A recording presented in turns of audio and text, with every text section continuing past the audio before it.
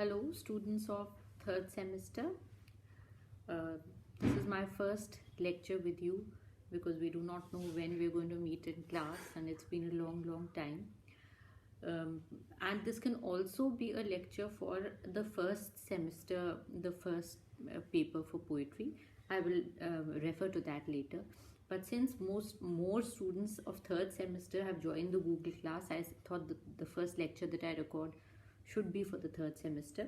As you know, I've taught you the first paper in the first semester and the second semester. So now also I will be taking the first paper, which is again poetry. And this paper, I've sent you the syllabus already, and you know that this paper is entitled The Romantics and the Victorians. So the poetry that we will be covering in this semester will be the poets of the Victorian period, and before that the poets of the Romantic period. Now if you remember, the question that we had discussed, not one question but more than that we had discussed regarding the social and intellectual background. Now you people are familiar, you've already appeared for exams, so you know what we're talking about. When we discuss the social and intellectual background, we discuss the general social political scenario of that period and the trends, the poetical trends therefore, that came as a result of those influences. So this is a paper that has to do with the Romantics and the Victorians. So there are a few topics that we have to cover, 3-4 questions that we will be dealing with in the social and intellectual background of this period. One question which we have also touched in your first semester when we were doing poetry is Romanticism and its precursors. So this is a period that begins after the end of the Augustan period, and you have studied the Augustans, you've studied Dryden, Pope, etc., and you know that was a period of where the dominant trend was the classical trend. And you must also remember that I've given you a background of the two poles of literature and how the pendulum moves from one to the other. So whenever we have had too much of one trend, gradual flexibility and a transformation leads towards the other trend. So the dominant trend in the Augustan period was classicism. So now we are moving. There is a shift from classicism towards romanticism. So obviously when there is a shift, it will not be sudden, it will be gradual. So certain trends are given up and certain other newer or different trends are taken up as we move towards romanticism. So there is a period of transformation which is known as the transition period, the period of change. And there are certain writers, certain poets which we cover under this period of transition or change. So the first question that we will be taking up in social and intellectual background will be Romanticism and its precursors. Then there will be one question on the Romantic poets, right? And then there will be one question on the Victorian poets. These 3 topics will overall help you cover social and intellectual background of this period, that is of the Romantics and the Victorians. So I would like to take up the first lecture on, as I said, the precursors of Romanticism. Now, when there is a movement from the Augustan period towards the Romantic period, we have to remember what are the changes. So in the Augustan period, there is a rigidity of topics as well as of style. That is, themes and techniques are both a little rigid. So the poets of the Augustan period stick to certain styles. They have to follow certain trends of poetry. They have to stay within certain limits while expressing themselves in poetry. But that is not the case in the in the Romantics.